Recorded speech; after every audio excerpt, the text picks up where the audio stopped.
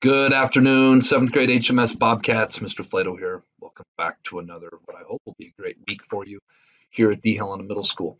On today's Bob lesson, I'm going to revisit a lesson I did last year on strategies for responding to people when they are disrespectful to you. Part of the reason I wanted to revisit this is because I think this isn't a really important skill for all of us to learn as we get older. You will find, unfortunately, that when you go through life, no matter what school you're at, no matter what grade you're at, no matter when you're an adult, no matter where you work, no matter what part of the country you're in, you're going to find people that are disrespectful to you everywhere, unfortunately. We are human beings who do not handle our frustrations, our anger, our emotions correctly. Not all of us, anyways, 100% of the time. And so much of when you get disrespected is standing up for yourself, communicating to that other person in one way or the other, in a way that fits your personality, that, hey, you're not going to disrespect me, and I don't appreciate being disrespected. It's a skill that takes a long time for some of us to develop.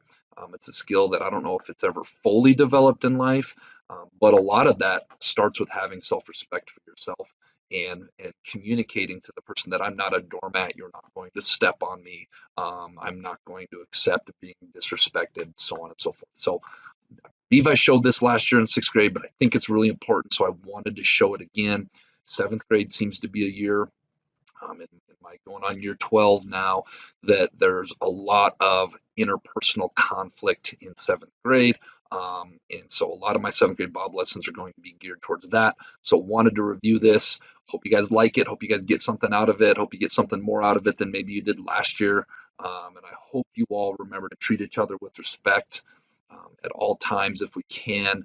And let's get rock and rolling on this Bob lesson. All right, this week's Bob lesson is going to be talking about strategies for responding to disrespect. But first, let's be our best this week at HMS. Let's be safe, let's be responsible, let's be respectful, and let's be a learner. So, as I've said before, unfortunately, we are all human beings. Unfortunately, us as human beings, we make mistakes. Sometimes people have bad days and don't handle their negative emotions and negative energy appropriately. And oftentimes, when we are not handling our negative emotions or our negative energy appropriately, this can come off as disrespect to other people or spewing that disrespect onto other people. In the counseling world, we call this projection. We take our negative energy, our negative emotions, and sometimes we snap and we disrespect other people, and there's somewhat of a transference of that negative energy from us onto someone else. And so when this happens, what should we do? All right, but first, before we talk about strategies, let's talk about what someone who's being disrespectful really wants to see happen. Because in order to understand how we should react, we first need to understand what someone who is acting disrespectfully really wants to see as an end result. Okay? 9 times out of 10, they want to see you get upset. They want to see you get sad. They want to see you get angry. They want to see you get embarrassed. They want to see you become insecure, etc., etc. So the last thing you should do is give into the disrespect and give them the result they are really looking for. That is the key to this whole thing, is we are not going to give in and give them the desired result, which is what they want. When we give them the result they're looking for, it only further encourages the behavior because they see it as working, and it increases the likelihood that they will continue to do it. Okay, now I'm getting a little artistic here. I've said it a million times. I'm not an artistic person. This is not my strength, but I also know we have some visual learners out there, so I'm doing this for you guys. Okay, when we're talking about somebody having a bad day and not handling it in an appropriate manner, what we're really talking about is a term we use in the counseling world called projection. Okay, and this projection essentially is when somebody's not feeling very good and they take those negative emotions, they take those negative energies, and they dump that onto somebody else So now somebody else is feeling kind of crummy and now they're feeling good. It's kind of like taking the garbage out. You have a stinky garbage in your room or in your office, and you take that garbage out and you put it into the big garbage can. I'm projecting all of that negativity onto somebody else. I'm getting it off of me and onto somebody else. So you can see I got two stick figures here. I got one in red, one in yellow. Yellow person is having a great day. Red person not so much. So they take that ickiness and if you follow it up the tube into the arrow there, they're going to try to put it onto somebody else. So what ends up happening? Well, that disrespect ends up happening. Now, person number one that used to be red, now they're feeling kind of sunshiny yellow. They're feeling good. They disrespected somebody else. And now the person that they disrespected, all of that got put onto the person that in the previous slide here was feeling all sunshiny, and now they're feeling kind of gloomy and not doing so well. So what do we want to have happen? We don't want to let somebody put their baggage or put their bad day onto us.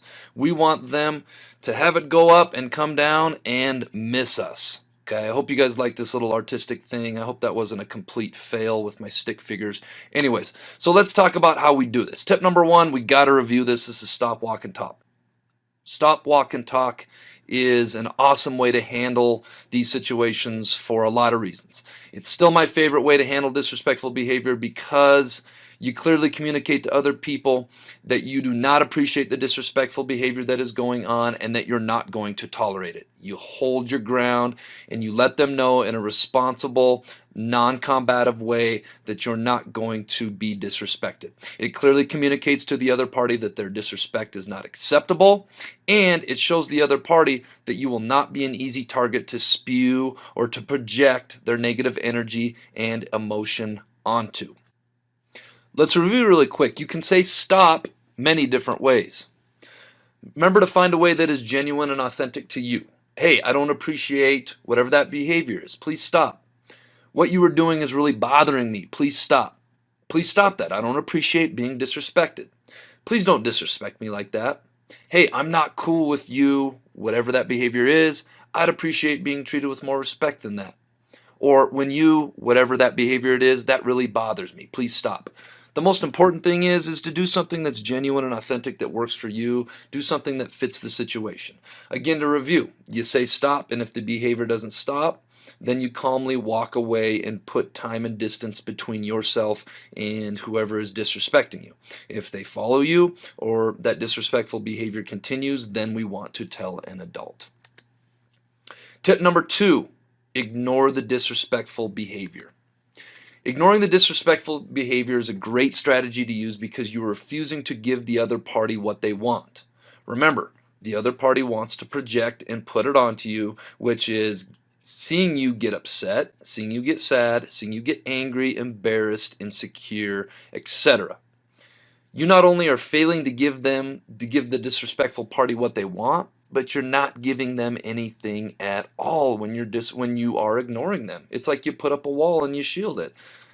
In a way, your response is implicitly saying, not only am I not going to give you what you want, but it bothers me. Whatever you are doing to try to disrespect me, it bothers me so little, it's not even worth me responding to. And if you think about that, that's a very powerful message to send. Think of disrespect as a fire. Fire needs fuel to continue burning. When you don't put fuel on the fire, it'll dissipate and it'll burn out. So how do we put fuel on the fire? We put fuel on the fire by getting upset, by getting sad, by getting angry, by getting embarrassed, by getting insecure, and giving the disrespectful party what they want. So tip number two, ignore the disrespectful behavior. If you can get this down, you'd be so pleasantly surprised at how well it works. Tip number three, use humor to diffuse the disrespect. This strategy works very much like tip number two in the fact that it doesn't give the disrespectful party what they want. It doesn't put fuel on the fire. We just talked about that. And instead of ignoring, your response sent an implicit message that I'm not getting upset, angry, insecure, or agitated by your comment or behavior. I'm actually going to do the opposite. I'm so secure that I'm going to crack a joke and laugh about this with you. You're not going to ruin my day or get under my skin. Or you're nowhere near taking the disrespectful person seriously. When we use humor to to respond from the disrespectful behavior, again, it's not giving the disrespectful party what they want. Some people have a really good sense of humor like myself. This is something that I used growing up and I still use to this day. I'll crack a joke, I'll put it on me, I'll even try owning it. Yeah, I am super tall and clumsy when I'm refereeing sometimes, or whatever. Yeah, I did trip and fall on the floor. I tripped on that line right there. Whatever it is, you own it, you laugh about it, and when you're doing that, you're not letting somebody get under your skin and give them what they want. All right, this week's quote of the week comes from Miss Eleanor Roosevelt, and this quote is, "No one can make you feel inferior without your consent." And that word inferior for some of you that may not be familiar with that vocabulary term, means you don't feel good enough. And that's what disrespectful behavior is really about, is we have one party trying to project onto somebody else and trying to make them feel inferior, trying to make them feel inferior than their best. And what this quote is trying to say is that nobody can do that unless you let them. Okay? And I think that's very important, to never let anybody disrespect you, but to stand your ground and to handle it appropriately.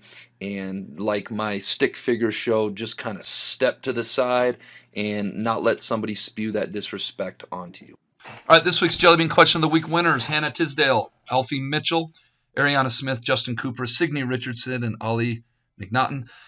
The answer to last week's Jelly Bean Question of the Week was envelope, I believe. It was something like what starts with an E, ends with an E, but only carries one letter, only has one letter. That'd be an envelope. All right, this week's Jelly Bean Question of the Week: what is always in front of you but can't be seen? And this one ties in really good with this week's 8th grade Bob lesson for sure. If you think you know the answer, get your answer submitted. Make sure your first and last name is on it. I had more correct answers today with no names or just a first name. So let's make sure we get that done. All right, Bobcats, let's make it a great week at the Helena Middle School.